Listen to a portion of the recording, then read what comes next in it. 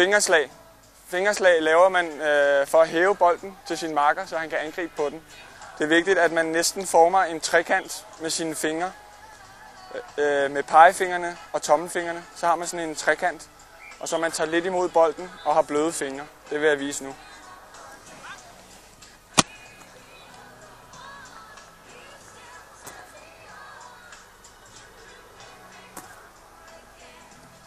Det er vigtigt med god balance her igen.